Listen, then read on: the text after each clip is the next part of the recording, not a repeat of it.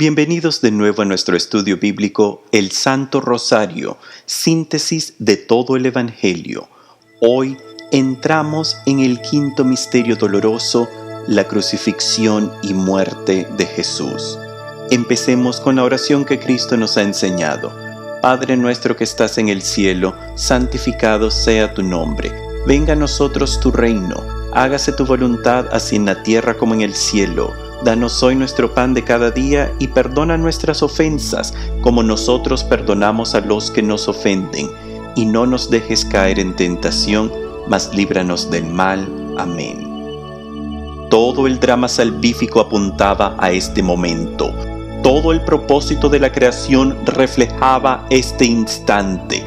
Todas las profecías antiguas anunciaban este episodio. Dios se hace hombre para morir en la cruz y así rescatarnos de nuestras fallas. El impacto de este evento marcaba cada paso de la vida de Cristo, desde su nacimiento. Los eventos en la cueva de Belén prefiguraban la cueva de su sepulcro. Su presentación al templo reveló la espada que le atravesaría el corazón a su madre y la lanza romana que le rompería el corazón a él. Su pérdida de 3 días en el templo judío anunciaba la pérdida de los 3 días en las tinieblas de la muerte. Su bautismo era una sepultura acuática, prefigurando las profundidades de su descenso al abismo de los muertos. La boda en Caná apuntaba a la boda cósmica que se realiza con su sacrificio, marcada por el vino eucarístico que sella el sacrificio de su nueva alianza. 3 años predicó la restauración del reinado de David y ahora toma su trono que es el madero de la cruz. Su túnica que resplandeció en la transfiguración era ahora vulgarmente rizada por los soldados romanos. Y finalmente, el sacrificio del banquete eucarístico que había empezado en el cenáculo concluye ahora en la colina de Gólgota, cuando exclama: «Tengo sed». El soldado romano, en un acto singular de piedad, le extiende una esponja mojada en vino agrio sobre una rama de hisopo y él toma de ella. La cuarta copa que faltaba por tomar para concluir la Pascua judía de Jesús ahora es consumida en forma del vino agrio. Y es hasta en este momento que concluye la cena eucarística que había empezado en el cenáculo. De esta manera, cada paso, cada gota de sudor y sangre, cada gemido y agonía de Cristo son incorporados dentro de su última cena que concluye en la colina de Gólgota. Con esta última copa, Jesús proclama su triunfo sobre las fuerzas de la oscuridad y confirma el final del banquete eucarístico proclamando: «Está terminado». La humanidad es invitada a participar de la intimidad de la presencia de Dios. Una vez más, y como signo visible, el velo del templo se rompe, indicando que los cielos están de nuevo abiertos a la humanidad caída. Jesús empieza la celebración de la Pascua del año 30 un día antes que la mayoría de la población general, quien la hubiera celebrado el propio día viernes en que muere Cristo. Él está siguiendo el calendario solar de los judíos correspondiente a la secta de los esenios, los cuales practicaban una versión de la fe hebrea más cercana a las enseñanzas de Moisés que la que profesaban los fariseos y saduceos de Jerusalén. Sabemos que el cenáculo donde celebró Jesús su última cena estaba localizado en el vecindario de los Esenios, en la capital judía. Y al celebrar la Pascua un día prematuro le permite a Jesús identificarse de una manera personal y sorprendente como el nuevo y definitivo Cordero Pascual quien quita los pecados del mundo. La fiesta de la Pascua contenía ciertos elementos y ritos que marcaban la celebración, como una cena especial memorial donde se recordaba la liberación de Egipto. Pero Jesús altera la ceremonia, no solo a extender la cena litúrgica hasta llegar a la cruz, sino que incorpora los elementos eclesiásticos del rito dentro de su pasión para identificarse como la ofrenda y el sacerdote redentor a la vez. Notamos cómo la última cena carece del elemento primordial que era el Cordero Pascual, pues es Cristo mismo quien formula el holocausto de su sacrificio. El Cordero Pascual debía ser sacrificado solo después de ser evaluado y declarado como puro, así como el procurador romano había presentado a Cristo al decir: «No encuentro falla en este hombre». El Cordero Pascual debía ser sacrificado sin ningún hueso roto, y así los soldados romanos evitan quebrarle las piernas a Jesús, como lo hicieron con los malhechores a su lado. El Cordero Pascual era degollado a las 3 de la tarde, y en esta misma hora Jesús rinde su espíritu. El cordero judío era rostizado de una manera peculiar, en la que un palo atravesaba los hombros y las patas delanteras eran atadas a éste, mientras otro palo atravesaba al animal de abajo hacia arriba y las patas traseras eran juntadas a éste, de tal manera que el Cordero Pascual era cocinado en la forma de una cruz. Pero más importante aún era que la ley de Moisés estipulaba que el cordero tenía que pasar 3 pasos para hacer una ofrenda digna y válida que revivía la liberación de la esclavitud en Egipto. La ofrenda debía ser sacrificada, su sangre derramada y finalmente, como elemento esencial, debía ser ingerida por el pueblo. No bastaba solo el sacrificio sangriento del animal, su cuerpo tenía que ser comido, masticado y tragado por los fieles. Así Jesús prepara a sus seguidores a comprender su papel como el definitivo Cordero Pascual desde el momento que Juan Bautista lo llama: «Miren, el Cordero de Dios que quita los pecados del mundo». Luego, Cristo expone el misterio eucarístico en la Pascua del año antes de su muerte, cuando vívida y explícitamente relata cómo es necesario comer su carne, al decir: «El que coma este pan vivirá para siempre. El pan que yo daré es mi carne, y lo daré para la vida del mundo».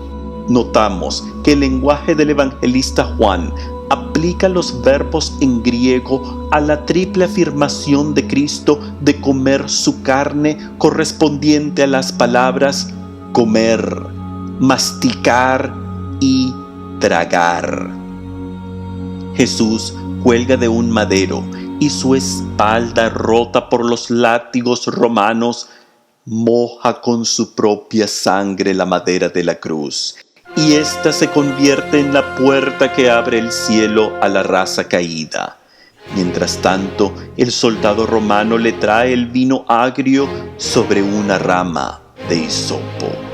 Así, las instrucciones de Dios a Moisés en la primera Pascua judía eran de mojar la madera de los postes de las puertas con la sangre del Cordero Pascual, utilizando una rama de hisopo. Pero además, Jesús se presenta no solo como el Cordero expiatorio prometido por Isaías, sino también como el definitivo sumo sacerdote, ofreciendo el definitivo sacrificio que es Él mismo. Sus pasos a través de su pasión reflejan el rito del sacrificio judío pascual, y Él actúa como el sacerdote correspondiente. Su túnica de una sola pieza repite el uniforme de los levitas al ofrecer sacrificio. Su soledad en Getsemaní recuerda la privacidad del sumo sacerdote al entrar en el interior del templo. Su grito final en la cruz es presentado en el idioma original con la frase hebrea kalal, que significa está terminado, y era la última palabra que se pronunciaba por el sumo sacerdote cuando el último cordero pascual era degollado. Con esta frase concluimos nuestro rito eucarístico cuando el celebrante declara solemnemente: la misa está terminada. Pues el sacerdote católico revive, hace presente, representa hoy los eventos de la pasión de Cristo, incluyendo su muerte expiatoria. Así lo detalla con asombrosa claridad la monja polaca portadora del mensaje de la Divina Misericordia, Santa María Faustina, al narrar: presta atención a lo que hace el sacerdote. Cuando sale, Cristo va a la oración en el huerto y suda sangre. Cuando empieza la misa, Jesús ora. Ahora el sacerdote besa el altar. Judas besa a Jesús y lo entrega en las manos de los judíos. El sacerdote va al otro extremo del altar. Llevan a Jesús a Anás. Cuando dice: Señor, ten piedad, lo bofetean. Le escupen en la cara, luego lo llevan a Caifás, luego a Pilato. El sacerdote se lava los dedos. Pilato se lava las manos. Cuando destapa el cáliz, lo desnuda para la flagelación. Está en pie, entonces es cuando lo azotan. Cubren el cáliz, le ponen la corona de espinas. Cuando levanta la hostia, Cristo es levantado en la cruz. Parte la hostia y la mete en el cáliz. Jesús muere. El sacerdote católico actúa, según el Catecismo de la Iglesia Católica, in persona Christi, en la persona de Cristo, reviviendo los pasos de su pasión. Con su elevación sobre el madero de la cruz, Jesús completa las tres corrientes principales que saturan su vida y que despliegan los misterios del Santo Rosario. El reinado de David perdido en la antigüedad es restaurado de una manera escandalosa y sorprendente sobre el trono de una cruz, con el título que lee: Jesús Nazareno, Rey de los Judíos.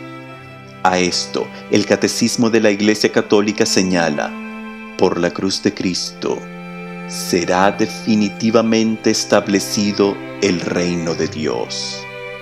Dios reinó desde el madero de la cruz. Además, detrás de la tortura de su pasión resalta la unión cósmica entre Dios y su creación en un evento tan íntimo que se presenta como el matrimonio cósmico de las bodas del Cordero. Este banquete eucarístico que empieza en el cenáculo termina en el Gólgota y es extendido a la eternidad, como lo describe el libro de Apocalipsis al detallar: dichosos los invitados al banquete de bodas del Cordero. Los pasos de su calvario reflejan los elementos nupciales de las bodas del primer siglo. Su corona de espinas recuerda la corona de flores que recibía el novio. Su trayectoria por las calles de Jerusalén hace eco a las costumbres del desfile del novio rumbo a su unión con su amada. Las mujeres que los reciben actúan como el coro de cantantes que recibía al novio. Y finalmente, la cama nupcial es la cruz.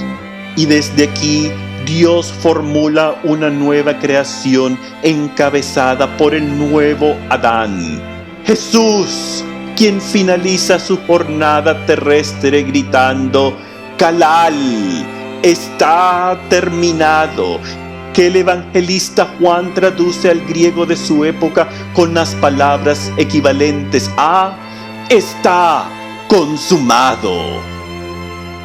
El tema de la nueva creación es asombrosamente desplegado con enorme claridad en la pasión de Cristo. Sus últimas palabras contienen un elemento procreativo que indica una nueva raza humana cuando se dirige a su madre y le dice: mujer, he ahí a tu hijo. Juan se presenta como el representante de la humanidad entera y pasa a ser hijo de María como lo somos todos. Y también un nuevo hombre como lo es el nuevo Adán que cuelga del árbol de la cruz. Así como Adán estaba desnudo en el paraíso, Jesús se presenta desnudo en la cruz.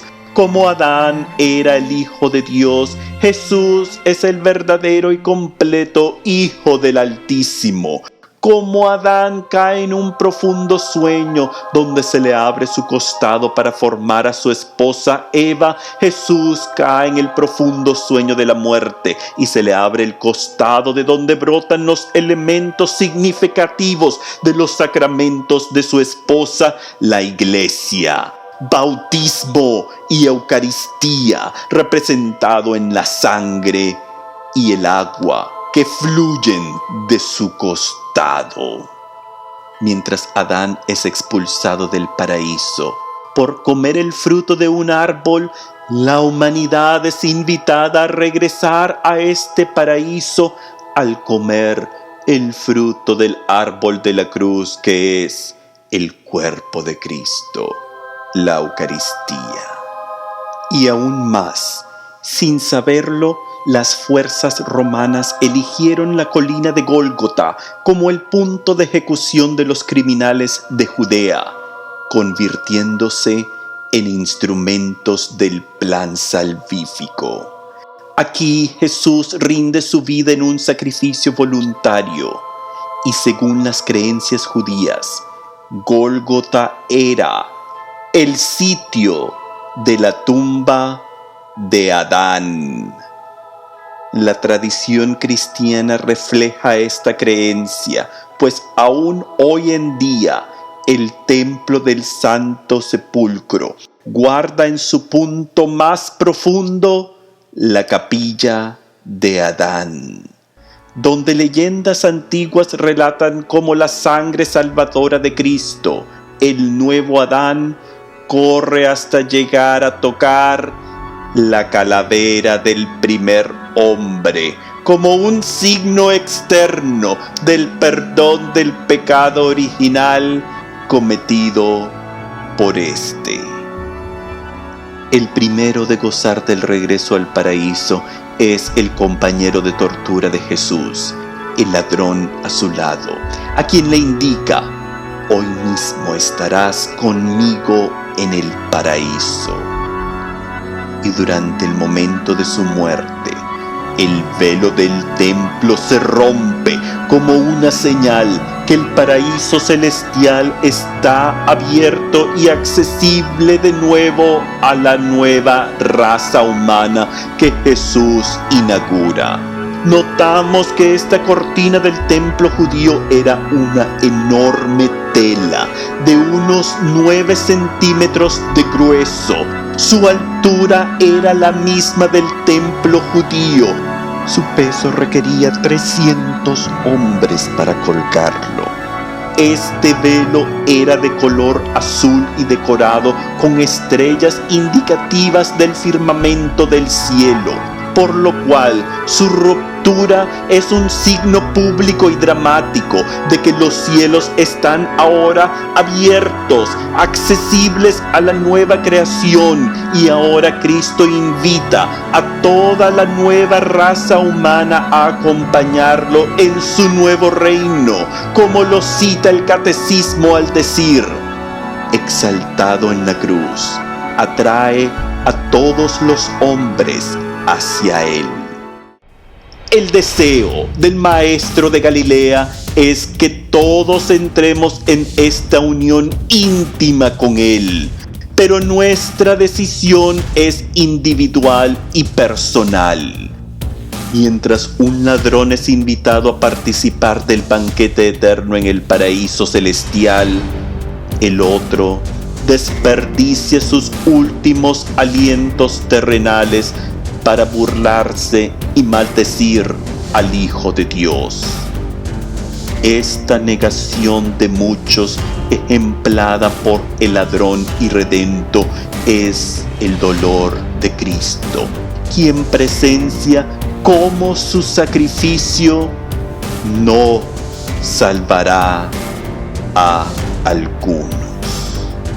Esta es la sed de Dios, que es aludida en las palabras de Cristo cuando exclama: tengo sed, notadas por el Catecismo de la Iglesia Católica, que dice: Dios tiene sed de que el hombre tenga sed de Él.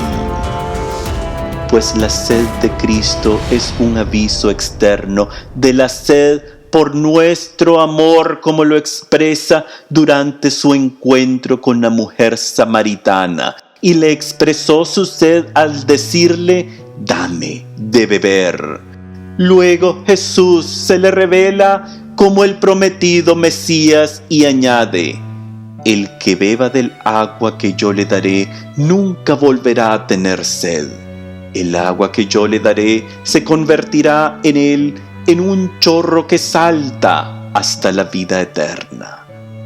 Esta agua es el agua sacramental que fluye desde el cuerpo de Cristo y es manifestado visual e impactantemente al momento que la lanza romana le abre su costado y de éste brotan sangre y agua.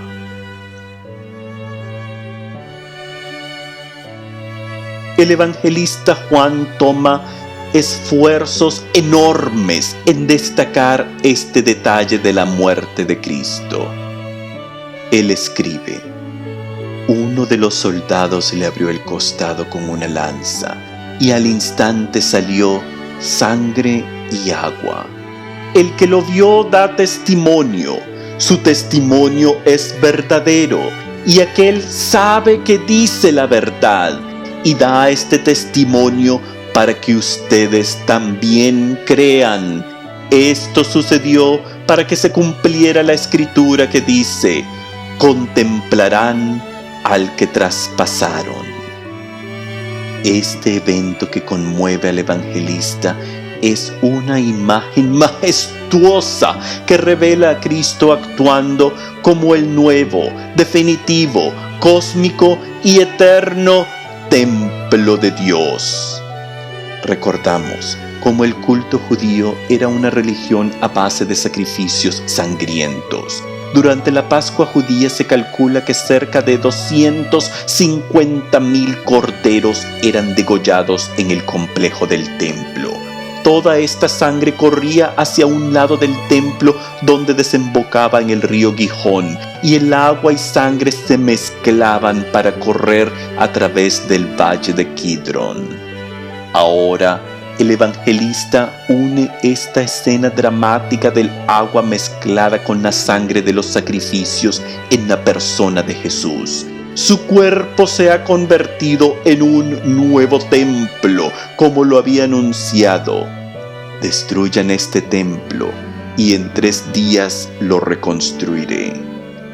El evento de la muerte de Cristo produce un efecto revolucionario en la historia humana, pues ahora la materia orgánica es formalmente elevada al rango de un templo cósmico, el cuerpo de Cristo. Es un paso evolucionario maravilloso, íntimamente ligado con su resurrección, pues al despertar del abismo de la muerte, su cuerpo ya no es la carne débil de un carpintero torturado. Ahora será el cuerpo viviente de Dios mismo revelado en toda su plenitud.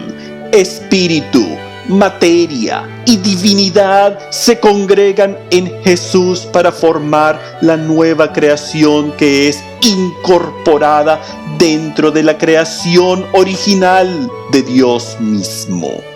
El drama es preservado por la eternidad, como lo revela el libro de Apocalipsis cuando Juan visita el trono de Dios en los cielos y encuentra nada menos que a Jesús mismo, glorioso, revelado como el Dios omnipotente y eterno, que lo reconoce la tierra entera. Y dice el libro final de las Sagradas Escrituras: lo verán todos, incluso los que lo traspasaron. Este Dios hombre que es Cristo se revela como la totalidad de la creación, el tiempo y el espacio, con su propia autodeclaración: yo soy el Alfa y la Omega. Él es el todo. Él es Yahvé, quien le había hablado a Moisés su nombre: yo soy quien soy. Ahora este mismo Dios quien le habló a Adán, Noé, Abraham, Moisés y David, invita a toda la raza humana a unirse a su sacrificio también y permite que su creación débil y pobre sea elevada al rango de parte de este mismo templo místico y eterno que es Él mismo. Apocalipsis añade: no vi templo alguno en la ciudad, porque su templo es el Señor Dios, el Todopoderoso y el Cordero. Este templo viviente que es Cristo como Dios en su trono ofrece compartir su rango esplendoroso con su creación y nos llama a entrar en la unión tan estrecha con Él que solo se puede presentar como la unión nupcial, y así lo indica Apocalipsis al detallar: vi a la ciudad santa, la nueva Jerusalén, que bajaba del cielo junto a Dios, engalada como una novia que se adorna para recibir a su esposo, y oí una voz que clamaba desde el trono: esta es la morada de Dios con los hombres. Él habitará en medio de ellos. Ellos serán su pueblo y Él será Dios con ellos. Y el que estaba sentado en el trono dijo: ahora todo lo hago nuevo. Yo soy el Alfa y la Omega, el principio y el fin.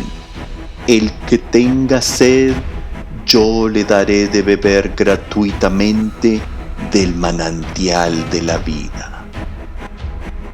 Este manantial es el propio Jesús, a quien recibimos en cada Eucaristía, y así nos convertimos uno con Él para participar de su banquete nupcial, las bodas del Cordero, puesto que contrario a alimento ordinario que consumimos y se convierte en parte de nosotros, al comer del cuerpo de Cristo, nosotros nos convertimos en aquello que consumimos y pasamos a ser partes del Hijo de Dios.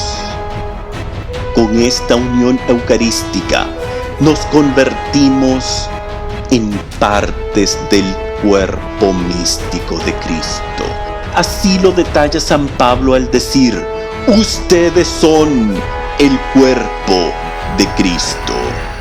Ustedes son el templo de Dios. El primer vicario de Cristo, Pedro, señala igualmente en su primera carta: ustedes son piedras vivas, se han edificado y pasan a ser un templo espiritual. Por lo cual, el libro de Apocalipsis añade: te voy a mostrar a la novia, a la esposa del Cordero. Y me mostró a la ciudad santa de Jerusalén, que bajaba del cielo junto a Dios, envuelta en la gloria de Dios. En esta nueva creación, las fundaciones de la nueva ciudad cósmica y el templo que es ella misma junto a Cristo son los nombres de los 12 apóstoles. Y nosotros, que somos los invitados al banquete de bodas del Cordero, somos parte de la propia estructura mística. En esta nueva creación, el río de agua de vida brota desde el trono de Dios y del Cordero. Pues la visión de Apocalipsis del destino final de la humanidad empieza al pie de la cruz.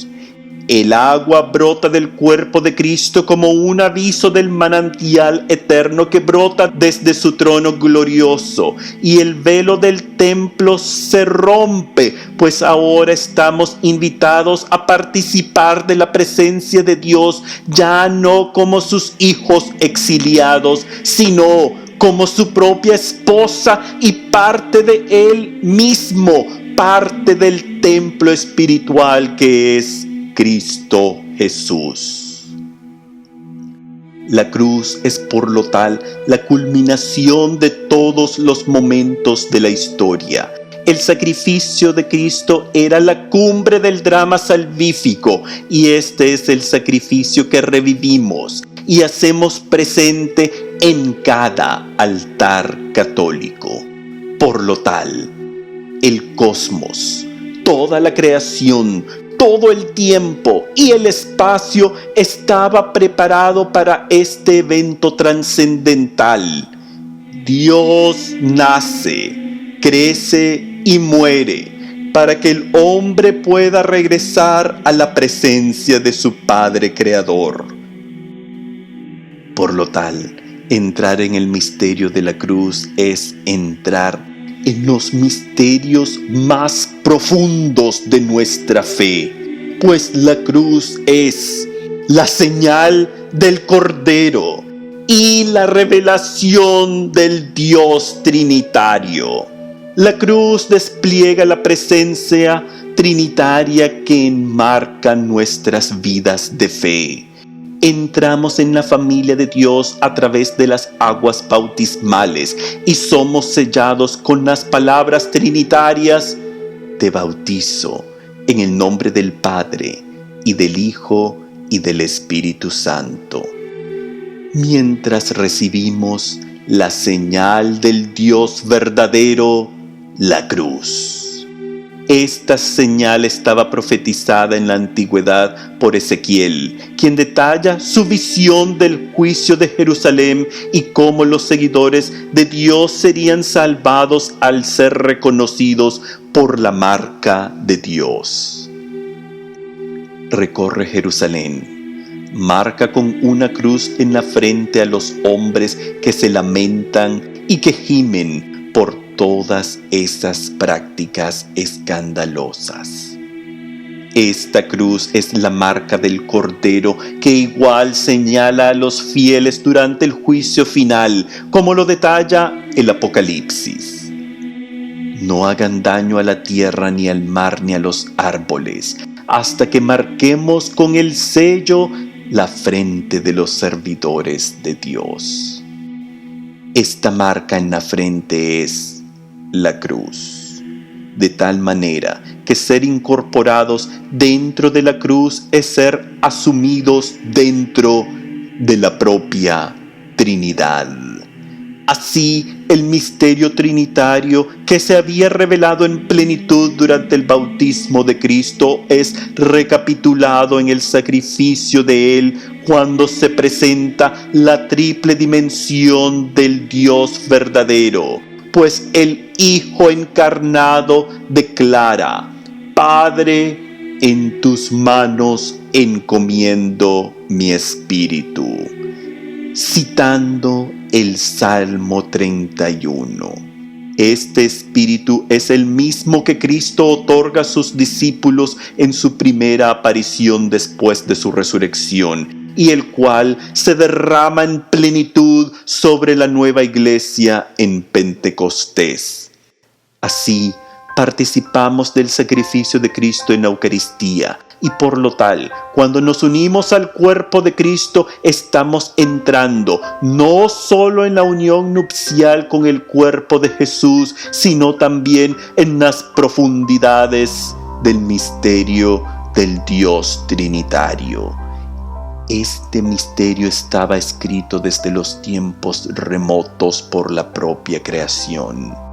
Ezequiel detalla la visión de las 4 figuras alrededor del trono de Dios, que las repite Juan en el Apocalipsis. Estos 4 seres son un león, un toro, un hombre con alas y una águila. Estas 4 imágenes constituyen los iconos representativos de los 4 evangelistas que anuncian la salvación del mundo, pero además corresponden a la cruz cósmica que ha existido desde la fundación de la tierra, pues estas 4 imágenes detalladas alrededor del trono de Dios en los libros bíblicos son indicativos de las 4 constelaciones principales donde nace el sol durante las 4 estaciones anuales del hemisferio norte, y por lo tal marcan el punto de partida que empieza la trayectoria solar anual. El toro, indicativo del evangelista Lucas, corresponde a la constelación Tauro, donde sale el sol durante el equinoccio de primavera. El león, indicativo de Marcos, representa la constelación Leo, donde amanece el sol durante el solsticio de verano. El águila, indicativa de Juan, era la misma constelación Escorpio en la antigüedad, y es aquí donde el sol alumbra sus primeros rayos durante el equinoccio de otoño, mientras el ángel, el icono de Mateo, refleja la constelación Acuario, donde el sol despierta en el solsticio del invierno. Por lo tal, los 4 seres del Apocalipsis marcan el punto de partida que empieza la trayectoria solar anual, que al lapso de cada año ha cruzado el firmamento terrestre, dejando la imagen de la cruz sobre los cielos de la creación.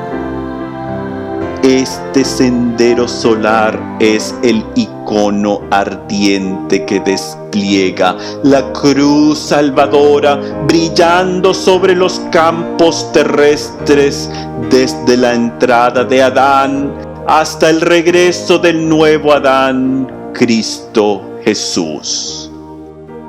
Este mensaje de la creación detallando el drama salvífico es expresado bellísimamente por el salmista al decir: Los cielos cuentan la gloria del Señor, proclama el firmamento la obra de sus manos.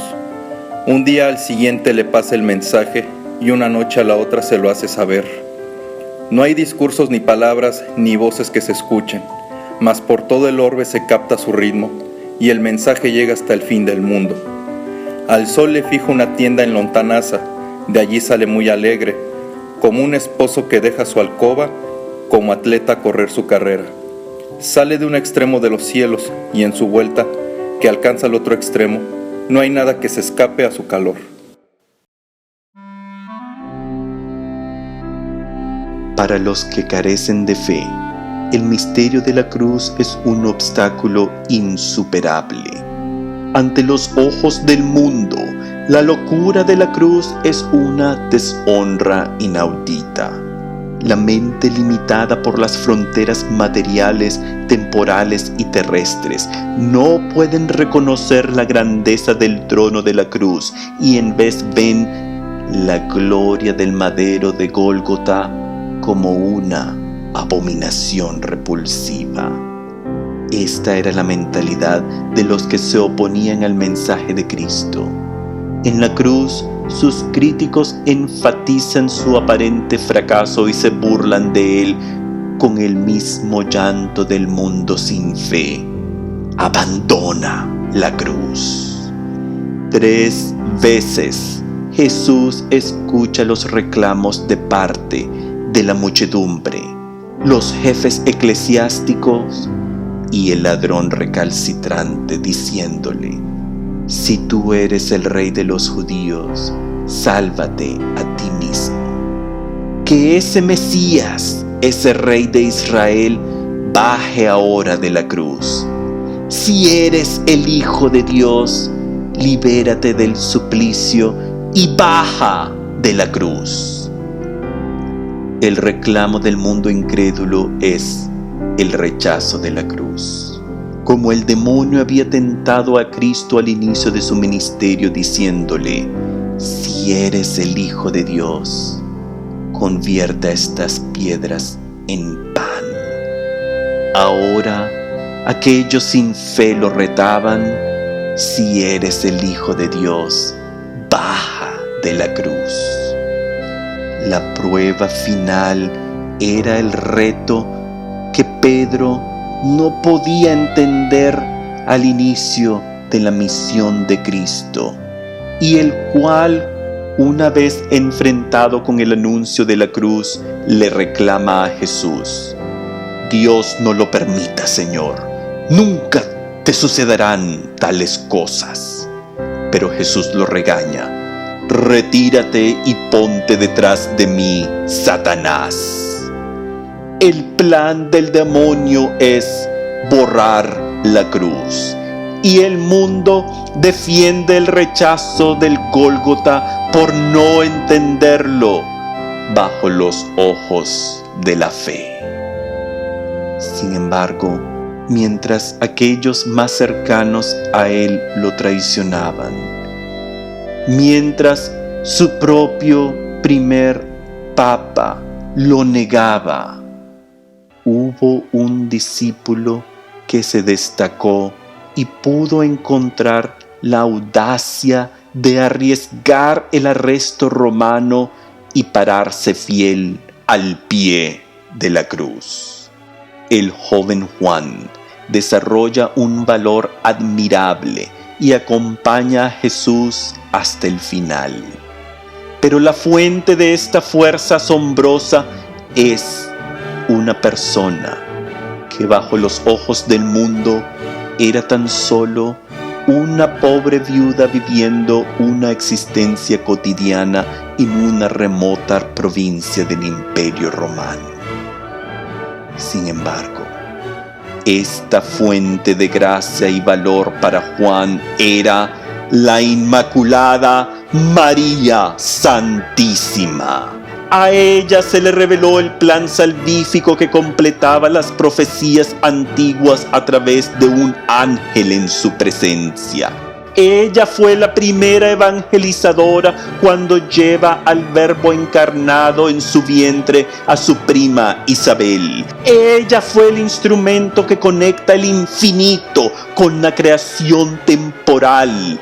La divinidad del Verbo de Dios es unida con la carne humana y nace a través de María Santísima en el poblado de Belén, la casa del pan. A ella se le anunció el dolor de la cruz en el templo judío, que sería reemplazado por su propio Santo Hijo. Ella fue quien lo encontró en el contexto litúrgico de la fe de su pueblo cuando se perdió por 3 días.